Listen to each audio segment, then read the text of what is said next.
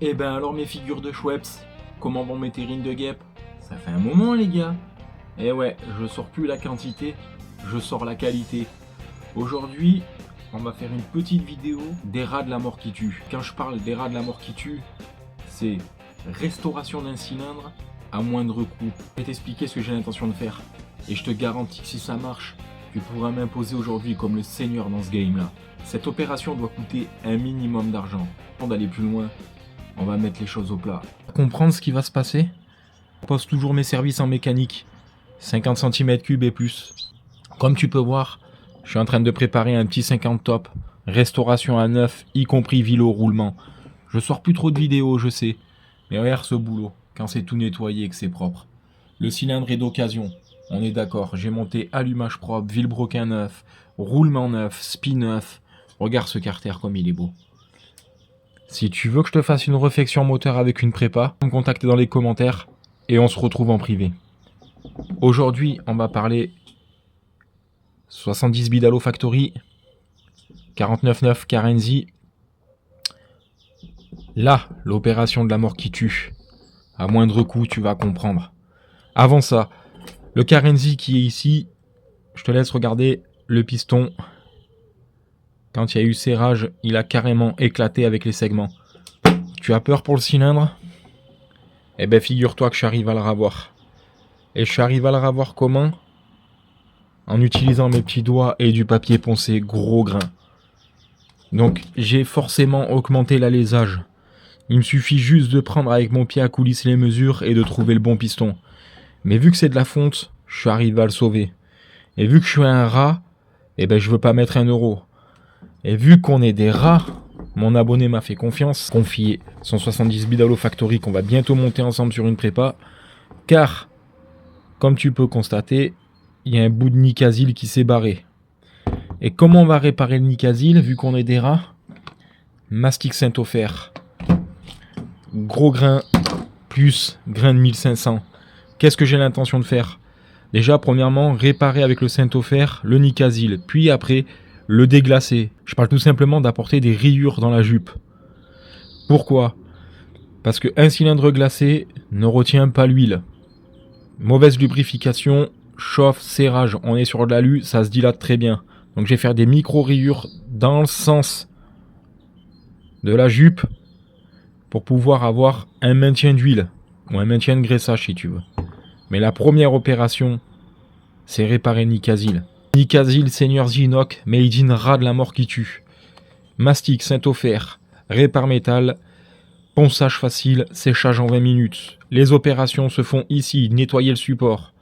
Moi je vais le nettoyer à l'acétone. Après, mélanger dans un récipient en plastique. Récipient du rat, un bouchon de bombe de peinture. Une cuillère à soupe de mastic pour un grain de café de durcisseur.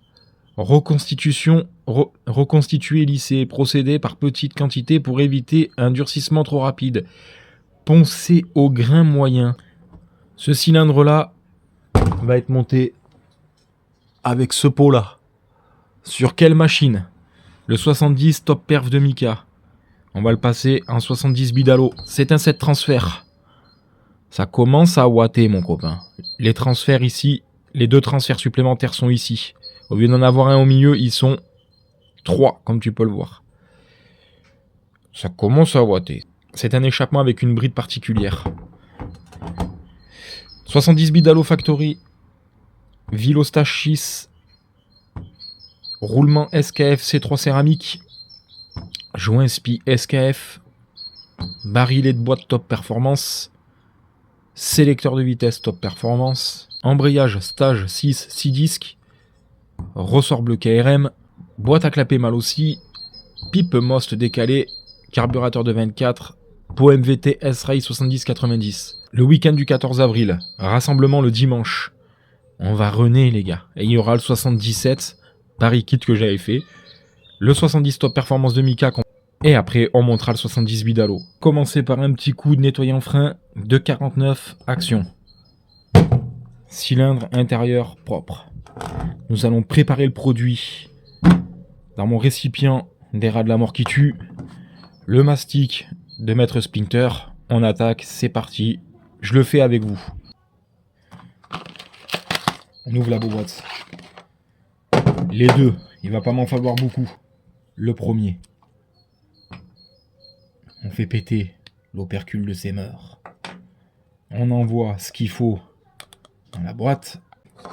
On va apporter le durcisseur. Et vu qu'il conseille pas grand chose, je vais juste mettre une goutte.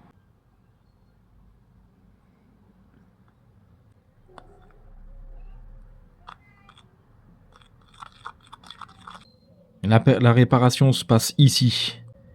J'ai enlevé le plus possible de matière. Je vais laisser sécher une vingtaine de minutes.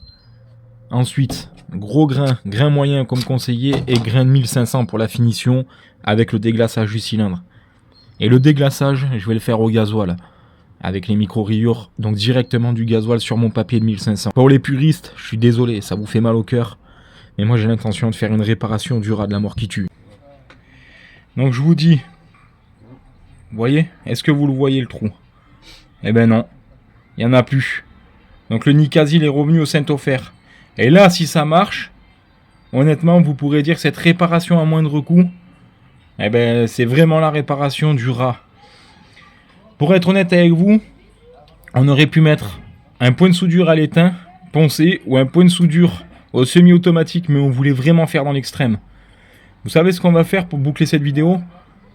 On va finir d'assembler ce moteur. Dans la prochaine vidéo, les amis.